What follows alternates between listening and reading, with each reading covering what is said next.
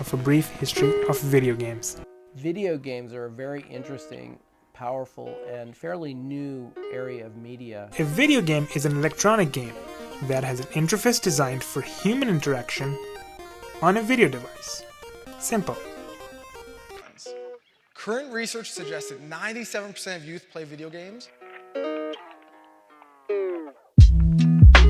Is video game addiction really that big of a problem? The medium itself is neutral. We give the valence of good or bad or destructive to it. The debate surrounding video games focuses on whether you should play or not, when that's like saying should you drink or not. If you can do it in moderation, that's fine. But what if you can't? First sign is preoccupation with games. This means you're constantly thinking about games, you're counting down the hours until you can play next, and you're struggling to focus on other things that you need to be doing because you're just constantly thinking about games. Next sign is withdrawal symptoms. Do you feel anxious or depressed? Do you feel sad? Do you experience mood swings? The third sign is tolerance. Tolerance means you need to play more and more and more in order to feel the same level of satisfaction that you once did when you were playing it. Unsuccessful attempts to control. If you've tried to stop gaming or you've tried to reduce your time and been unable to, that might be a sign of video game addiction for. And finally, if you're playing games despite having jeopardized a school or work opportunity, maybe you've dropped out, maybe you're getting divorced, maybe you've been broken up with, and yet you continue to game, that's also a sign that you want to watch out for. Now it's And we're putting our kids for fun in front of essentially killing simulators. Where are we going with that? How do we fix this problem? There are four main reasons why you play games. First, they are a temporary escape. After a tough breakup at the age of 18, playing games online gave me the perfect way of not having to deal with the situation. I could simply get absorbed in games and play for hours and hours. Second, games are social.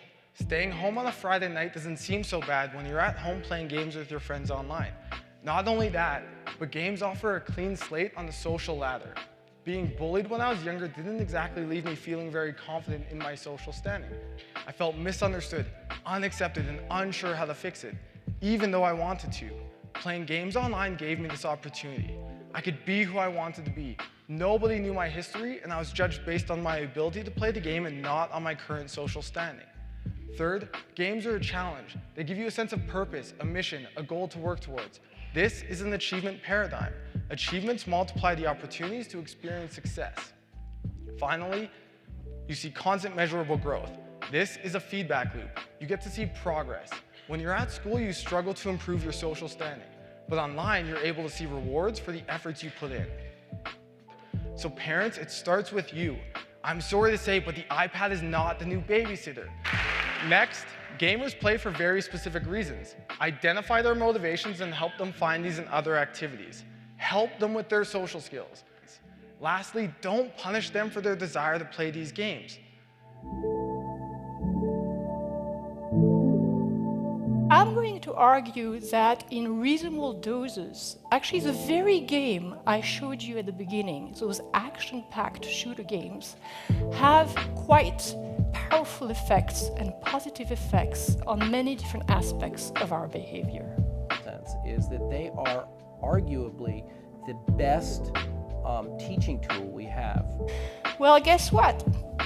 People that don't play a lot of action games, that don't actually spend a lot of time in front of screens, have normal, or what we call corrected to normal vision. That's okay. The issue is what happens with these guys that actually indulge into playing video games like 5 hours per week, 10 hours per week, 15 hours per week. By that statement, their vision should be really bad, right? Guess what? Their vision is really, really good.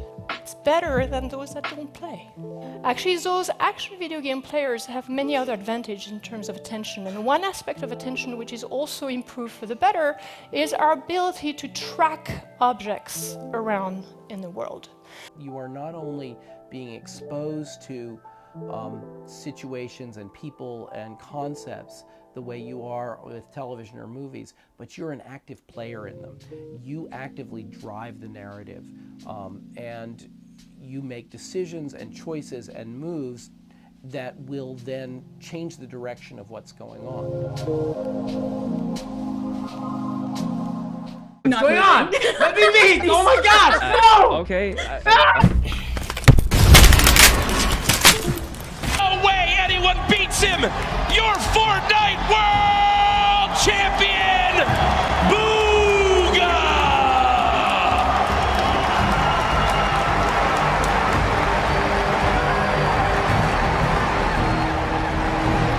$3 million richer! I get those goosebumps every time. If I take you to my past, you will be traumatized. This is so visually satisfying. Out like a light, like a light, like a light. Oh no! Whoa, are we underwater? Yeah, yeah. Oh! Oh my god!